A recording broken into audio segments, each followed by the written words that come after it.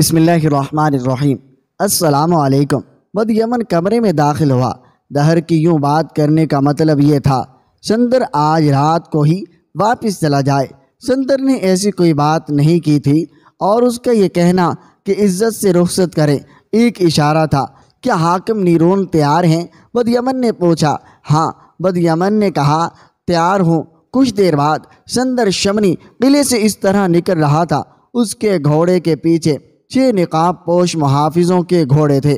آگے راجہ دہر کے محافظوں کا دستہ جا رہا تھا۔ بد یمن گھوڑے پر سوار سندر کے ساتھ ساتھ جا رہا تھا۔ چاندنی رات تھی۔ شہر کی چاندنی بڑی شفاف اور رات سرد تھی۔ راجہ دہر نے سندر کو احترام سے رخصت کرنے کے لیے اپنے محافظ دستہ بھیجا تھا، جسے کچھ دور جا کر واپس آ جانا تھا۔ یہ جاسوس خاموشی سے چلا جا رہا تھا۔ رات خاموش تھی۔ گھوڑوں کے قدموں کی آوازوں کے سوا کوئی آواز نہیں تھی۔ جاسوس قلعے سے کوئی 1 میل دور چلا تو بد یمن نے سندر کو روک لیا، اس سے ہاتھ ملایا اور ہاتھ جوڑ کر پرنام کیا۔ دہر کے محافظوں نے گھوڑے راستے کے دائیں اور بائیں کھڑے کر دیے اور سب نے تلوار نکال کر آگے کو جھکا دی۔ سندر اور اس کے محافظ ان کے درمیان سے گزر گئے۔ دہر کے محافظوں نے تلوار ناموں میں ڈالی۔ بد یمن نے انہیں واپسی کا حکم دیا اور اپنا گھوڑا دوڑا دیا۔ محافظوں نے بھی گھوڑے کو ایڑی لگائی اور وہ قلعے میں داخل ہو گئے۔ بد یمن سیدھا راجہ دہر کے پاس گیا۔ تمہارا بندوبست ناکام تو نہیں ہو جائے گا؟ راجہ دہر نے بد یمن سے پوچھا۔ صبح اس کی اور اس کے 6 محافظوں کی لاشیں قلعے میں لائی جائیں۔ بد یمن نے جواب دیا، میں نے 20 آدمی بھیجے ہیں، ان پر کسی کو شک نہیں ہو سکتا۔ وہ اپنی فوج کے چنے ہوئے سپاہی اور عہدے دار ہیں۔ وہ اونٹوں پر گئے ہیں اور وہ مسافروں کے بھیس میں ہیں۔ میں نے 5 عورتیں بھی ساتھ بھیج دی ہیں تاکہ دیکھنے والے انہیں مسافر ہی سمجھیں۔ سندر نے سب سے پہلے کہیں پڑاؤ ضرور کرنا ہے۔ جہاں بھی وہ پڑاؤ کرے گا وہاں کچھ دیر سوئے گا ضرور۔ اس کے محافظ بھی سو جائیں گے، پھر وہ کبھی نہیں اٹھے گا۔ اس بدھ کو نیرون زندہ نہیں پہنچانا چاہیے۔ راجہ دہر نے کہا، نہیں پہنچے گا مہاراج۔ بد یمن نے کہا، آپ نیرون کا کوئی اور حاکم مقرر کر دیں۔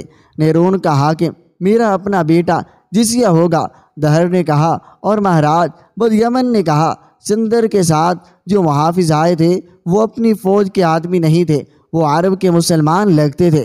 آپ کی صرف پیشانیاں اور آنکھیں نظر آتی تھی۔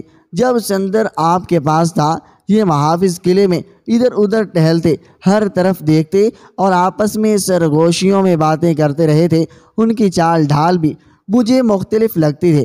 پھر میں نے ان کے گھوڑوں کی زین دیکھی، یہ ہمارے ملک کی بنی ہوئی نہیں تھی، اسی لیے ان کے چہرے ڈھانپے ہوئے تھے۔ راجہ دہر نے کہا، اس کا مطلب یہ ہوا کہ اس شخص نے عربوں کی فوج کے ساتھ تعلق پیدا کر لیا ہے اور اس نے اپنے لیے عرب محافظ رکھے ہیں۔ آج رات نہ وہ رہے گا نہ اس کے عرب محافظ۔ بد یمن نے کہا۔ جب بد یمن راجہ دہر کے ساتھ یہ باتیں کر رہا تھا اسی وقت سندر 6 محافظوں کے ساتھ نیرون کے راستے پر جا رہا تھا۔ فوجوں اور مسافروں کے آنے جانے کا یہی راستہ تھا جو ریگستان میں سے گزرتا تھا۔ آدھے راستے میں ایک سرسبز جگہ تھی جہاں پانی مل جاتا تھا۔ یہ 6 محافظ عرب تھے۔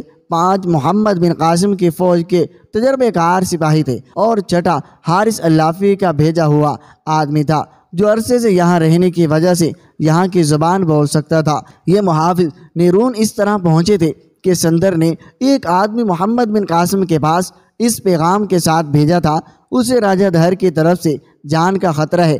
حجاج بن یوسف نے محمد بن قاسم کو اطلاع دی تھی کہ نیرون کے حاکم سندر نے اطلاع قبول کر لی ہے، اس لیے اسے تحفظ دیا جائے اور شہر کے لوگوں کی جان و مال اور عزت کا خیال رکھا جائے۔ سندر کا یہ مطالبہ ابھی پورا نہیں کیا جا سکتا تھا کہ محمد بن قاسم اپنے 1-2 دستے نیرون بھیج دے۔ محمد بن قاسم کو بدرجی آگے بڑھنا تھا۔ اس نے اللافی کے ساتھ خفیہ رابطہ رکھا ہوا تھا۔ اس نے اس سے پوچھا اسے کیا کرنا چاہیے۔ نیرون میں آپ کے جاسوسوں کی موجودگی ضروری ہے، اللافی نے جواب دیا اور اپنا ایک آدمی بھیجا تھا۔ اس نے کہا تھا، میں جو آدمی بھیج رہا ہوں یہ آپ کے جاسوسوں کے ساتھ نیرون جائے گا۔ وہ نیرون کے حاکم سندر سے ملے گا اور اسے کہے گا ان سب کو اپنے محافظ بنا کر رکھ لیں۔ سندر کے ساتھ معاہدہ ہو چکا ہے، اسی لیے وہ ویسے ہی کرے گا جیسے آپ اسے کہیں گے۔ یہ جاسوس سندر پر بھی نظر رکھیں گے، وہ دھوکہ تو نہیں دے رہا۔ اس طرح یہ 6 عرب سندر کے پاس چلے گئے۔ محمد بن قاسم کے نظام جاسوسی کے سربراہ شعبان ثقفی نے ان آدمیوں کو خاص ہدایات دے کر بھیجا تھا۔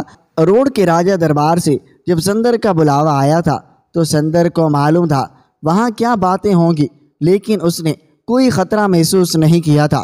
وہ جرأت مند اور بے باک آدمی تھا۔ وہ اپنے ان محافظوں کو ساتھ لے جانا چاہتا تھا جو پہلے سے اس کے پاس تھے۔ وہ فوج کے آدمی تھے جن میں زیادہ تر ہندو تھے۔ عربی محافظ شعبان ثقفی کے خاص آدمی تھے۔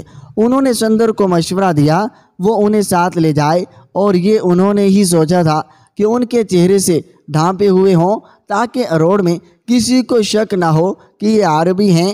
نیرون میں ان کے متعلق یہ مشہور کیا گیا تھا کہ یہ ان عربوں میں سے ہیں جو عرب سے بھاگ کر آئے اور یہاں آباد ہو گئے تھے۔ سندر رات کو اروڑ سے نیرون واپسی سفر پر روانہ ہوا تھا۔ رات گزر گئی تھی، صبح طلوع ہوئی، سورج صحرا کے افق سے ابھرا اور اوپر اڑتا آیا۔ راجہ دہر کی آنکھ کھلی تو اس نے پہلی بات یہ پوچھی کہ بدیمن آیا ہے؟ نہیں آیا مہاراج، اسے جواب ملا۔ جو ہی آئے اسے اندر بھیج دینا۔ راجہ دہر نے کہا۔ بہت سا وقت گزر گیا تو راجہ دہر نے پوچھا بدیمن نہیں آیا؟ وہ نہیں آیا تھا۔